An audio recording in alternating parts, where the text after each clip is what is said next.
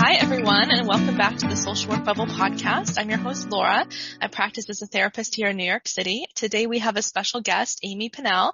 She's a registered social worker in Canada. She currently runs her own private practice and also the site Sensitive Social Worker. So welcome, Amy. Oh, thank you, Laura. I'm so excited to be here. It's such a pleasure. Really excited to dive into this topic. Excited to have you. So we'll kind of be talking about what it means to be a highly sensitive social worker, how we can really thrive in the field when we are highly sensitive, and kind of the ins and outs of that. So Amy, we kind of talked a little bit about you, but can you tell us about your social work journey? Sure, yeah. So I feel like it's like, do you want the long version or the short version? Whatever works. Yeah, because I think like I've always kind of had this strong sense of empathy and wanting to like support and care about others from a very young age. And so when I remember being in high school and like learning kind of about global disparities. And that inspired me to actually do my undergraduate degree in international development studies. Oh, so that's kind of my original background, that a double major in that in environmental studies. But through that program, like there was a lot of focus on just like the colonial aspects of current international aid. Mm-hmm. So I kind of just got the sense that it wasn't quite for me. And I think as much as I loved traveling and, the idea of all of those, working overseas was very exciting. I think, that was before I knew I was highly sensitive. I think it felt quite overwhelming. So I didn't end up pursuing a career in that. But while I was doing that degree, I worked 4 days a week to like pay for my education, as a caregiver for adults with intellectual disabilities. And I've done that too. Oh, no way. Oh. Yeah. Yeah. And then I met some social workers through that job. Mm-hmm. So that kind of like opened my eyes to like, oh, okay, like maybe like what does that role mean? Like, what does it mean to be a social worker? And, maybe there's space for me to like, work in a field, because I just knew that I couldn't imagine myself doing anything that wasn't in a helping profession. Mm-hmm. But I also knew I didn't want to be a nurse or a doctor. So I was like kind of looking for these different avenues. And so I got inspired to be a social worker. And then I looked for programs that offered like master's programs where you didn't need a BSW. So it was just a longer master's program. Mm-hmm. And I found a few, and I applied, and then I chose the University of Victoria. And I moved from Nova Scotia all the way, like basically the farthest east you can go in Canada to the farthest west you can go in Canada to pursue my master's. Wow. And it was fantastic. And, very challenging and also fantastic. It was a really anti-oppressive, focused program. So I learned so much. I unlearned a lot. I just did a lot of critical reflection, and kind of like my whole view of the world kind of got flipped on its head in that program. But I did leave feeling like, okay, I want some more clinical skills. So instead of doing a thesis, I did a second practicum, and that like just led me into mental health and addictions within our provincial government. And so I worked for a while. I worked quite a few different roles. Like I did some nonprofit work in needle exchanges, homeless shelters, and then supportive recovery houses, mental health intake, and addiction outpatient treatment. And then eventually, decided to branch out and start a private practice. How exciting. Wow. So you've had such a vast amount of experience in this field. Yeah. When I like actually look at it, I'm like, oh yeah, I've done a lot of different roles, worn a lot of different hats. Most of it was in mental health, substance use realm. And I definitely like, as I learned so much from every single role. Like, I think I needed to kind of have all those steps to like get to where, the role I really wanted to be. But I realized more and more I was drawn to more like that deeper counseling work. Oh, wonderful. Now, do you specialize in anything at your private practice? Yeah. So right now, this has shifted over time. Like after leaving the addiction clinic, I did kind of focus on substance use for a while, but right now my my like niche, I guess, is kind of codependency and professional burnout. Those are my real focuses. And I'm looking at getting to the point where I think soon, like I'm doing some studying and there's like a test you take and everything around, also specializing in supporting highly sensitive people, because they're actually about 50% of therapy clients are highly sensitive, even though they're only 20% of the general population. So, wow. That is very interesting. So in terms of being highly sensitive, as we kind of dive into that, what does that mean? Yeah, so being highly sensitive, like I'll try to paraphrase it in a sentence or two. It basically means that, you pick up on more things in your environment. You're really kind of attuned to subtleties, and then you process everything really deeply. So there's kind of those two things, which leads to, and then the other layer, I suppose, is that you also feel things really intensely. So you process information, you pick up a lot more information than other people, you process it deeply, you feel about it really deeply.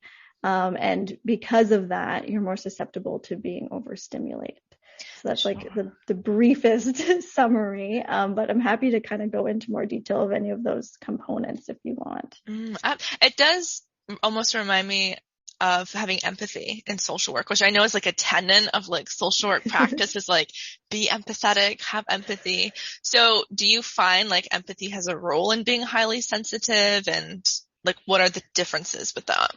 Yeah, absolutely. So I think like the empathy piece, it's kind of linked to that, to like that picking up on things in our environment, like, so like we're really attuned to like other people's body language and tone of voice and those types of things, and are able to kind of process it and like make connections and kind of sense what people are feeling or experiencing. It like kind of tendency to guess right about that, like that intuition. But there's actually been research, there's been studies that show that highly sensitive people have more active mirror neurons than non-highly sensitive people. And so basically that means that we're not just like observing what someone else is feeling, we're like really feeling it in a more intense way. Like there's more neurons that are doing that. And yeah, and like, part of being highly sensitive is feeling, is this emotional intensity. So that includes these other people's emotions that we pick up. I know a lot of people who, like a lot of highly sensitive folks often feel like they're like absorbing other people's emotions, and it can be a bit confusing, like what's other people's feelings and what's theirs. Yeah, I imagine it's very overwhelming, right? Yeah, definitely can be overwhelming. Yeah. And I guess something else with the empathy is I just want to mention is that a lot of highly sensitive people, like from a young age, like they have this real concern about like other people, the environment, animals, like that kind of, it's almost just like part of the trait, right? It's just kind of this innate concern for others. And it comes like, although there's worry and concern, there's also like compassion, right? This really deep sense of compassion. Yeah. I really like how you mentioned, you start to see those things in kids. And I think that's so helpful because I think like in parenting and even working with kids, starting to identify those things can, I think, be more preventative or helpful in helping them as they discover they are highly sensitive, how to have boundaries, how to work through that and protect themselves while still using their sensitivity in a helpful way. Absolutely. I think that, like, I guess something I didn't mention before when you were saying like, what is high sensitivity? What does it mean? Is that it's an innate trait, right? So we're either born with it or we're not. So it's not something that we can just will away or, so if you're a highly sensitive kid born into a home where, with some highly sensitive folks, and you're kind of expected to be like everyone else, like that can be really challenging. But there are ways that we can, help folks kind of learn to, it's like embracing the sensitivity, but also like the strengths of it and also coping with the more challenging aspects of it. Certainly. Now you had mentioned, some of the work you do was in, I think, professional burnout, and then in telling about your own social work journey, you had mentioned when you started to discover you were highly sensitive. Can you tell us more about that experience for you? About when I discovered I was highly sensitive? Yeah. So, I mean, I only really have had the language for it for probably 3-ish years. Okay. But for me, like when I read about it, when I did there's a little self-test you can do, it was like everything, like I pretty much checked yes to everything on there. And it was like, oh, like it felt like I finished like a piece of a puzzle, like I finished my puzzle. I was like, oh, this is what's been missing, right? You know, I'd learned all about trauma, and like I definitely related to some of like my reactions, my nervous system kind of responses, but there always was like this kind of missing piece, and I was like, okay, this is it.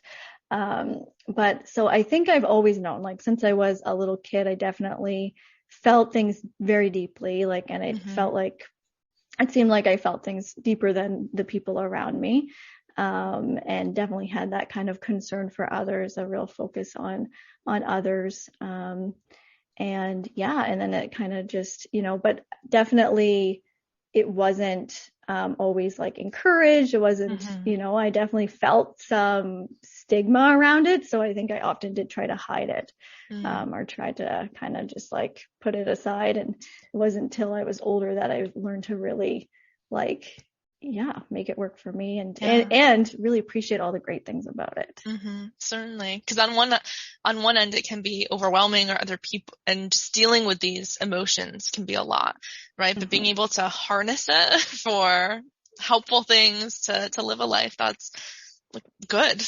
Yeah, exactly. Yeah, I do really think like now that I've learned more about it and kind of have embraced it a lot more, like I feel like it's just like living fully, because when I talk about that emotional intensity, like feelings really deeply, like that includes all emotions, right? So it means like the smallest thing can spark this like huge sense of joy, and and to just like, you know, recognize all of those things. And it's like, yeah, like, you know, I can feel sad, really deeply sad about just a story someone told me about people I don't know, but I can go outside and see a flower, and like that will like, you know, and feel such gratitude or joy. And so it's like, yeah, it's being you're very alive.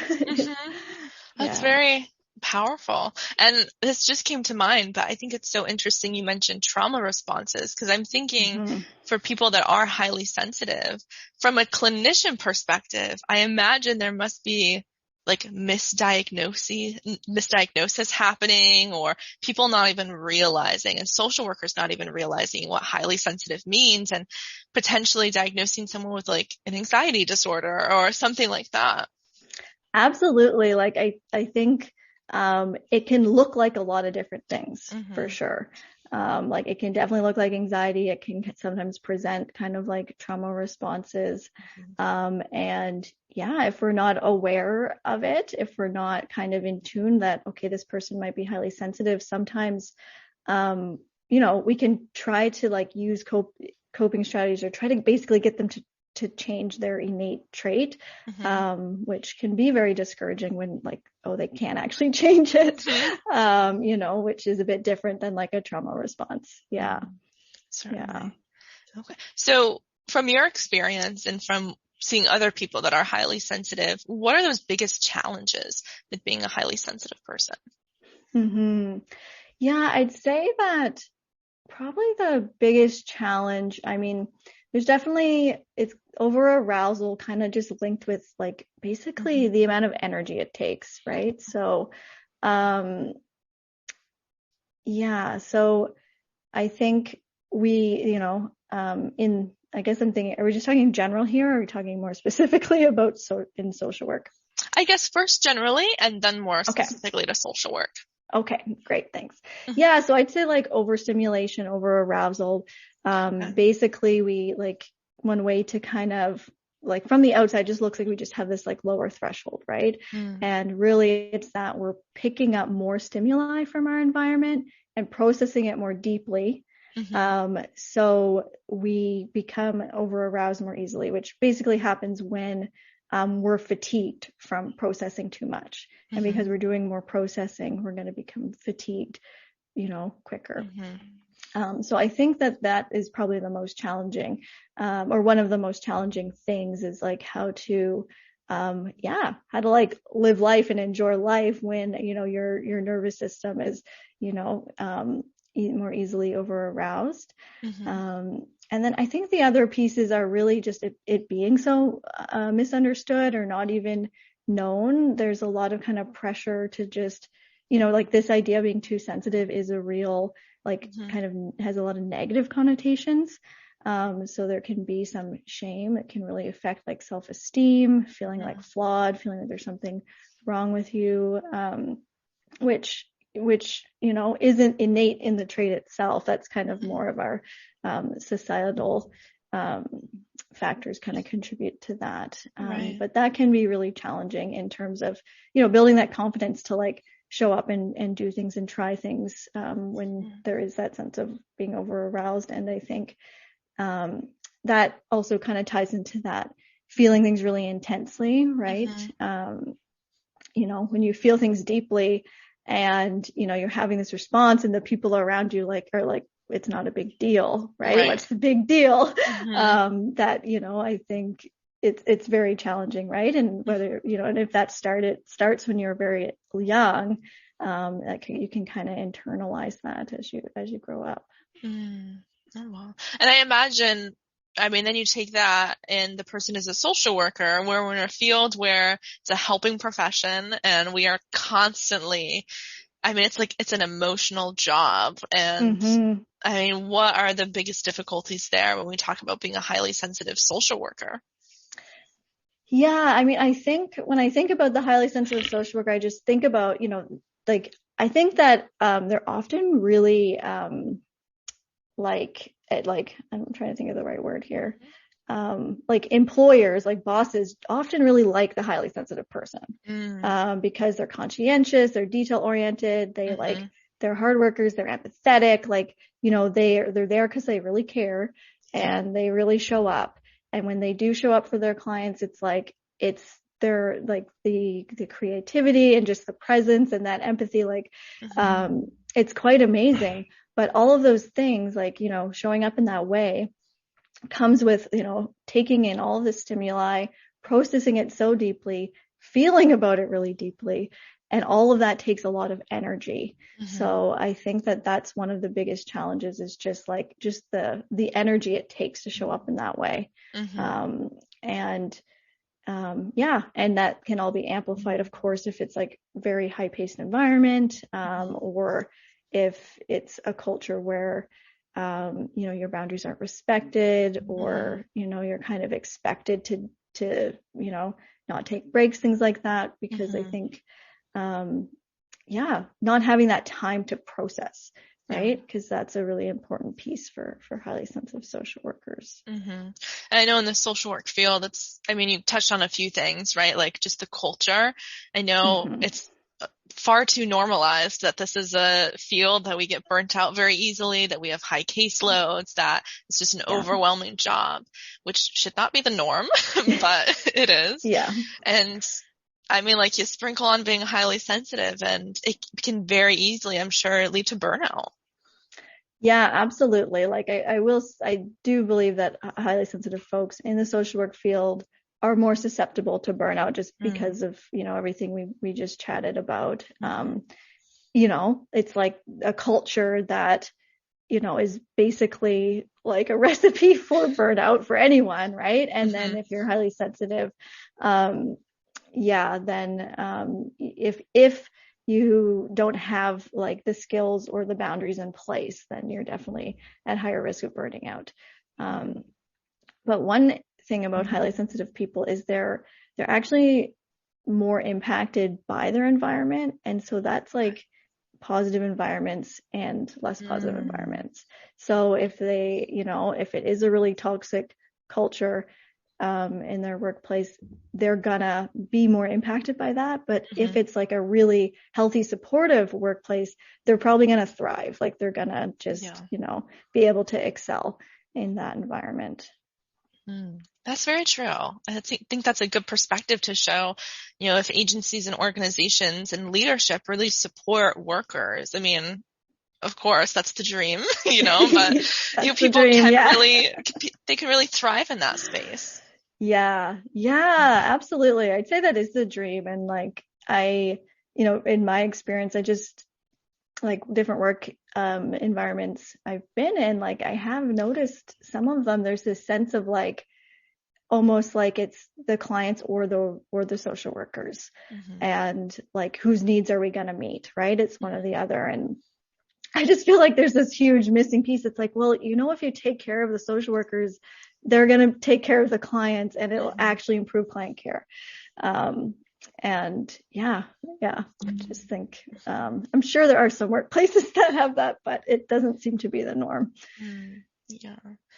It's very interesting. Now, kind of in the same realm as burnout is the aspect of turnover. Do you notice similar patterns with people that are, with social workers specifically, that are highly sensitive, and then the rates of turnover?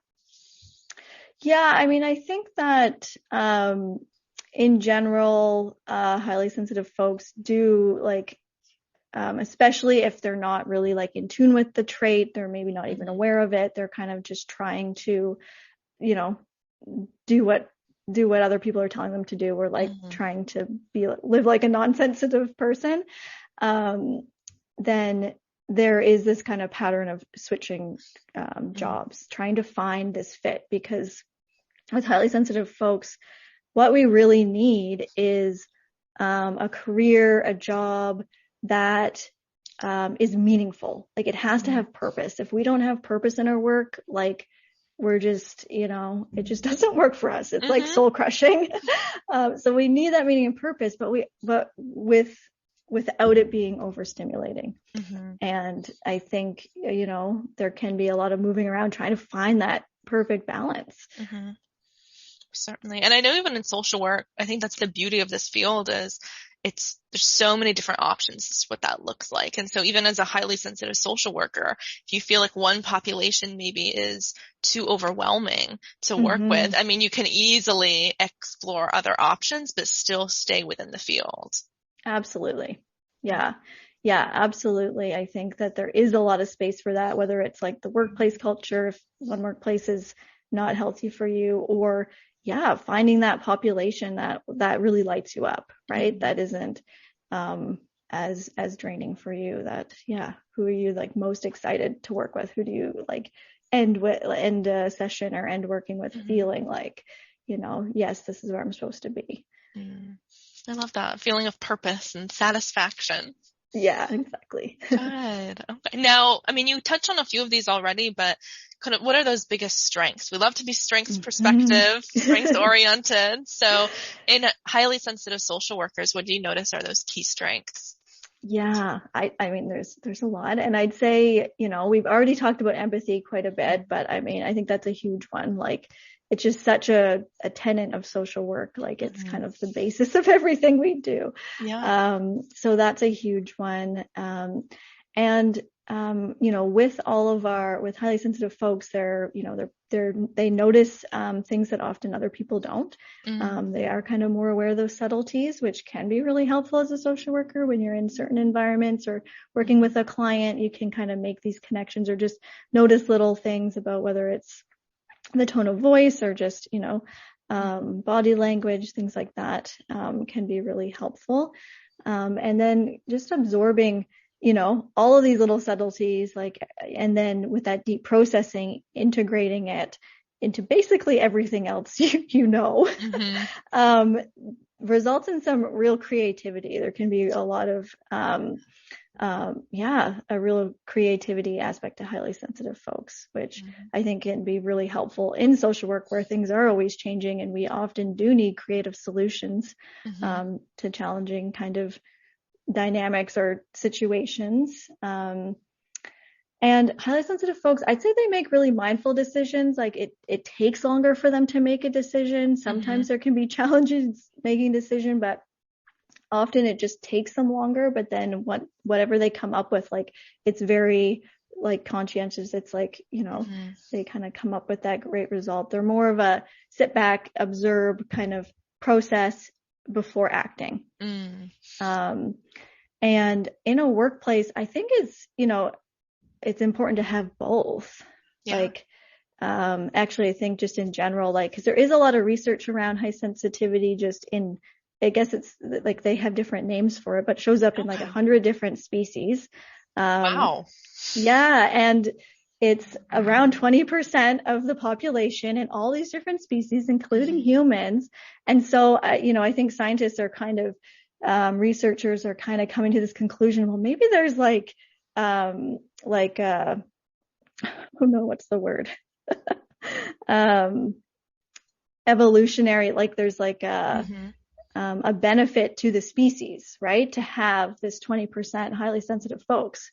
So it means that 80% are, they're more kind of go-getters, they're bold, they're like act first and then, see how it worked out and kind of, and that maybe it's really helpful to have some people that, are more of the sit back, let's think this through.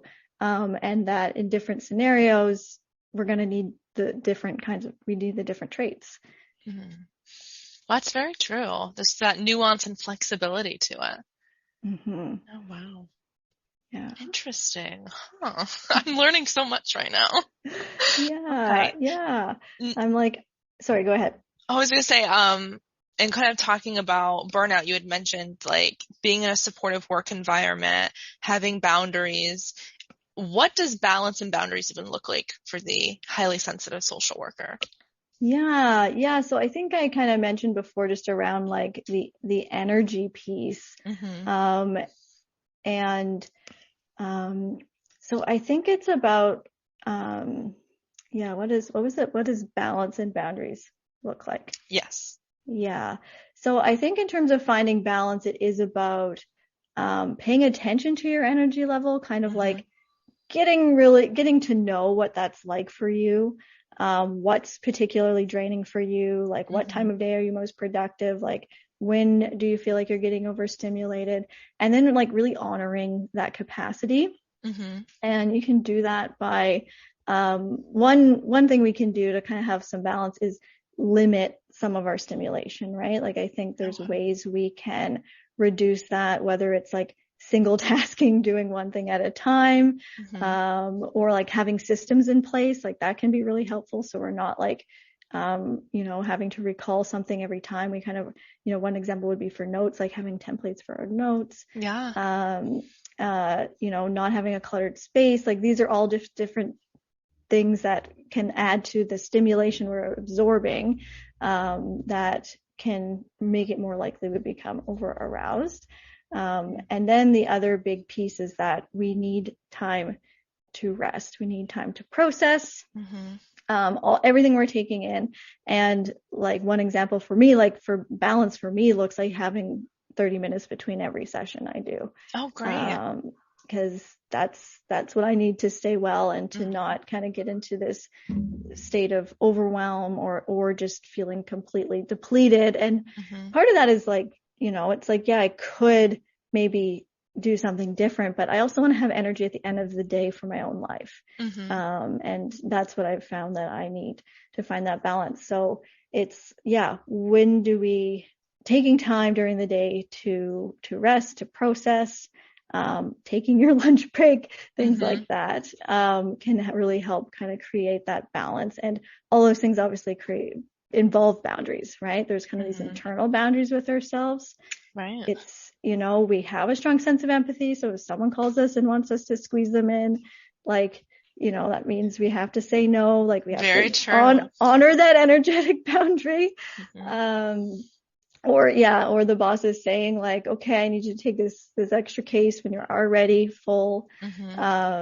There's all these kind of ways we can set boundaries, with other people, but then also with ourselves, right? Just kind of maintaining our own schedule, our own time. And I think it's also really helpful to have a bit of like a buffer between work and home life, having some way, some kind of ritual or something that helps you kind of shift from work to home. Those are a few ideas. I think, here's another really important one is just deep self-care. And I listened to your podcast episode about being an introvert. Woohoo! Yeah. And in that you mentioned like how you care for yourself as an introvert, like all these different self-care practices, and they really like align with highly sensitive All right. deep like self-care practices. Like they were all like really deep self-care, like kind of the soul nourishing self-care. So there's self-care that's a bit more simple or a bit more surface, which I mean, we all still do that. I think it's all still important. But if that's all we do, we're missing that really deep soul nourishing, like reconnecting to our humanness type of self-care, which is things like meditation or time in nature, journaling, any type of creativity, creating things. Yeah, I mean, I would maybe put therapy in there too. Absolutely. Yeah. Yeah. So we do need that deep self-care to make sure we're nourished and well. Because we pick up so much in the job, like it is emotionally, we use a lot of emotional energy in our work. So it's like, how can we kind of nourish ourselves?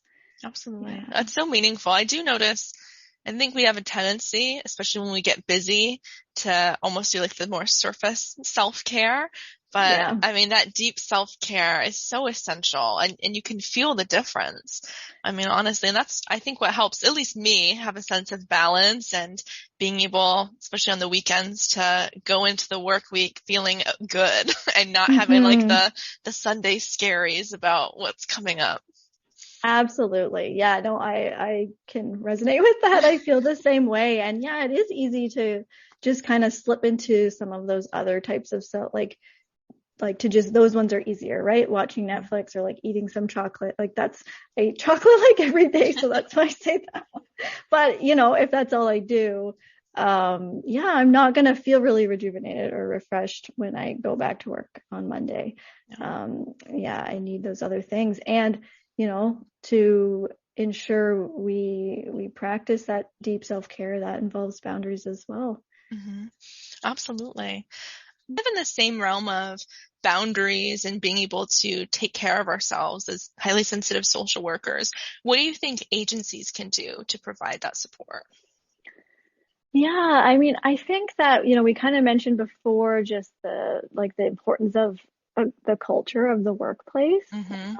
So a workplace that really like embodies practices for social worker wellness, right? So I think like respecting people's boundaries for one, but normalizing things like leaving on time and taking breaks.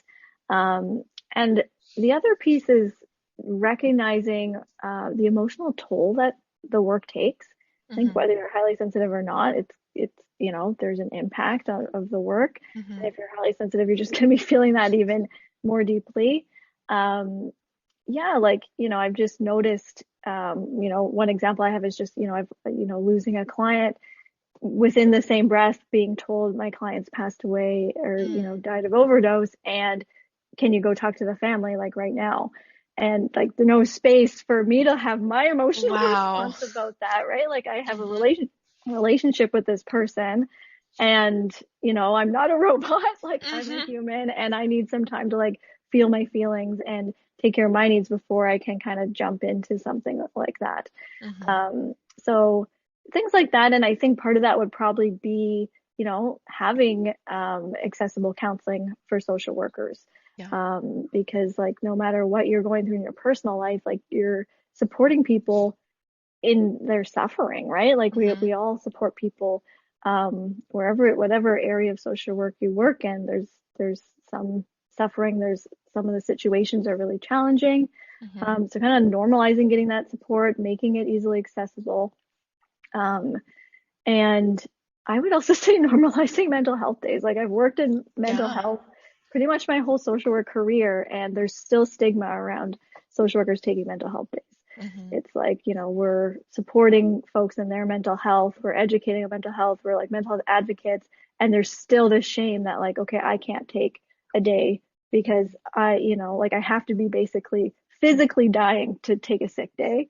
Mm-hmm. And, I think if workplaces could normalize that and encourage that, and that would really help highly sensitive folks in staying well, and continuing to show up in the work that they want to do, right? Yeah. That they love to do.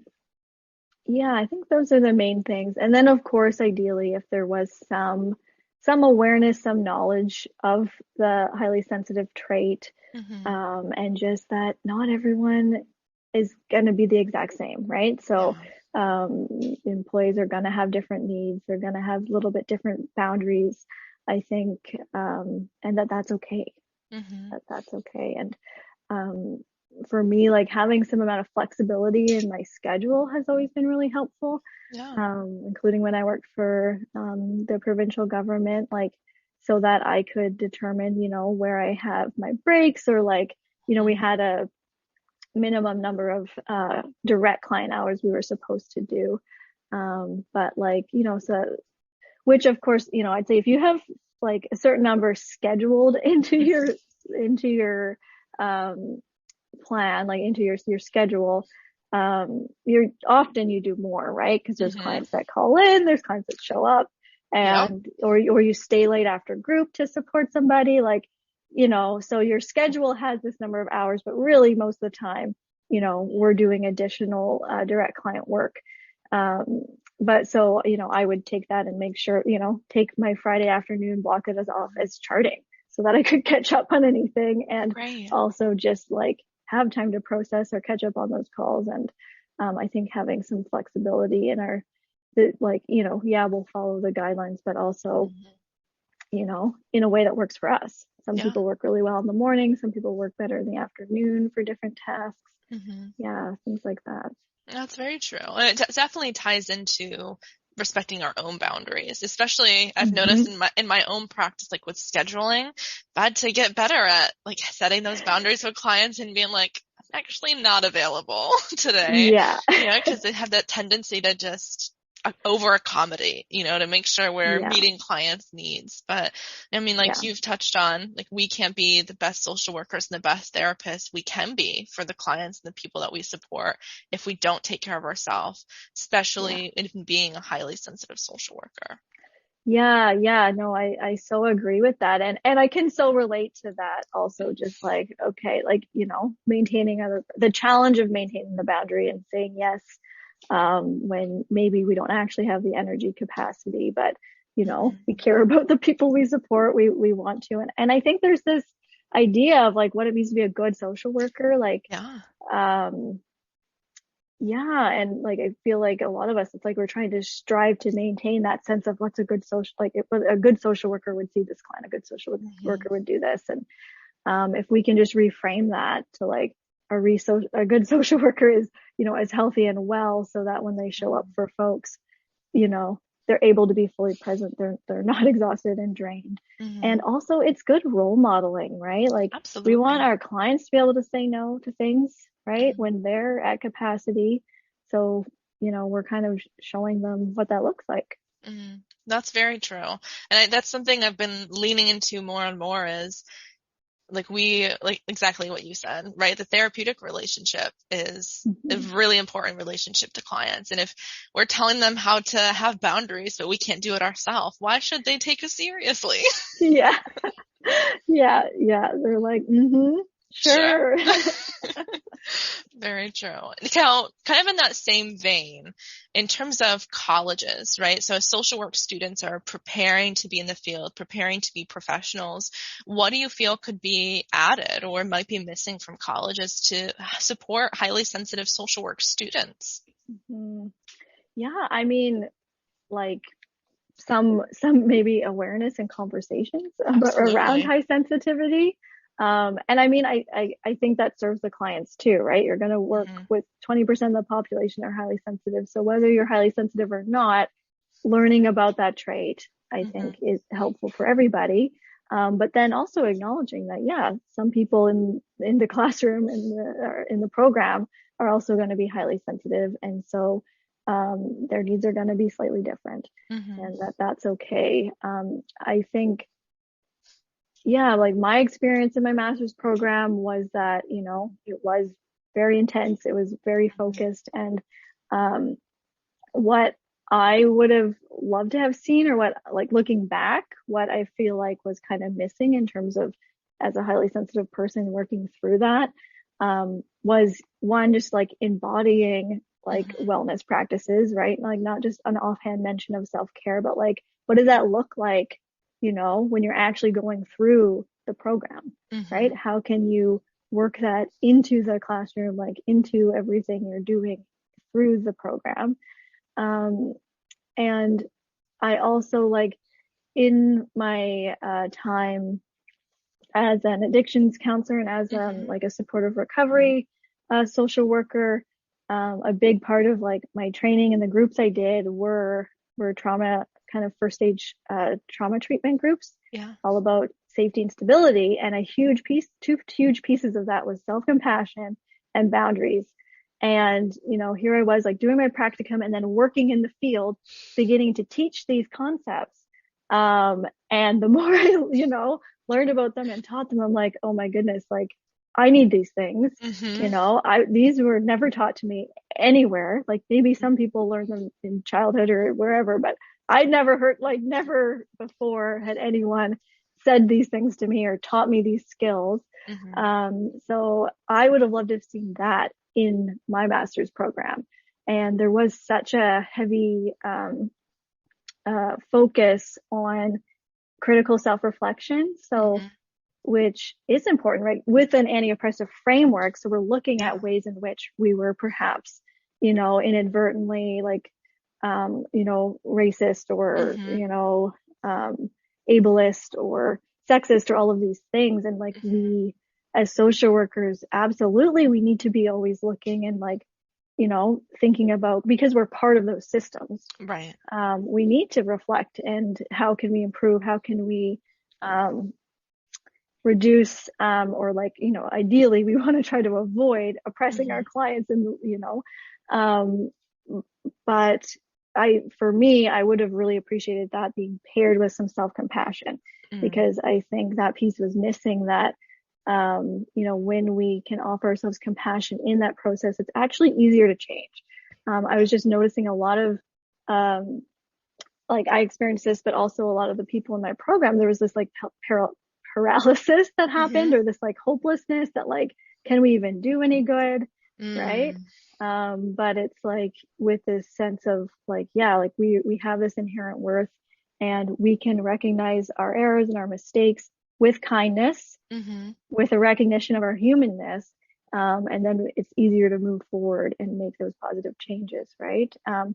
And, I've seen self-compassion. Like I've had lots of clients say it was like the most life-changing thing that they learned. And it's like, I'm looking around, I'm like, how come social workers aren't practicing self-compassion? We hold ourselves to such a high standard. We're so focused on everybody else. We offer everyone else compassion. We're like, but like we're human beings too. Absolutely. Yeah. I love that pairing too, like being able to embrace like being an anti-oppressive social worker, but also self-compassionate. Because you're right, like it makes sense that there would be some paralysis, like you said, there to change. Yeah. And I think within that too, with that focus of the critical self-reflection, there wasn't ever acknowledgement that that is an emotional process, right? That to reflect on things that you've done in the past and how they've impacted other people, that the social workers in that classroom would have feelings about that, right? So space for that, like a safe space to process our feelings about what we're learning. I think that would have been really important. And then, yeah, like, I mean, I don't know if you got this in your schooling, but like, a class on like how to set boundaries with clients, with colleagues, with bosses, like that would have been life changing. I agree. Yeah, I never got that. It sounds great. It was definitely things like you had to just learn on the fly, or like through doing research to support my clients. I started learning these different skills and I'm like, Boundaries sounds nice. Yeah. Maybe we should try it. But Yeah. I remember too in my school experience, some of the most meaningful classes I had was not so much focusing on the material, but being able to have that space to share. Like in our field seminars, we were sharing about our practicum experience and the emotional impact of that. And we were given the space to process. And we had professors there that had already had experience in the field that were also licensed. They were able to guide us through like navigating the emotional, just craziness of this field. And I just remember like those classes. I don't remember really any of the content as far as I know, but like holding space for each other was so meaningful. Yeah. Oh, amazing. That's so wonderful you had that experience. And yeah, and like, yeah, it stuck with you. You don't remember the specifics and, but I could see that's like, it's allowing you to like, yeah, process and work through things. And, I'm sure some of that you take with you now when you're into your work. And, yeah, so I think having that in the classroom, like I didn't have that, but I'm really glad that you did. Um, and, it just makes me, going back to the workplace, like ideally we would have that throughout like proper clinical supervision.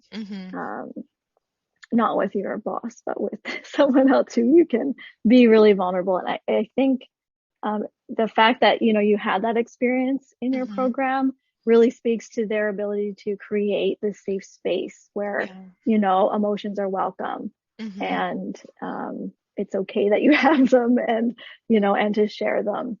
Yeah, so important. Sure things as social workers, we should know. Ideally, yeah. Just embracing them for ourselves. Yeah, exactly. Exactly.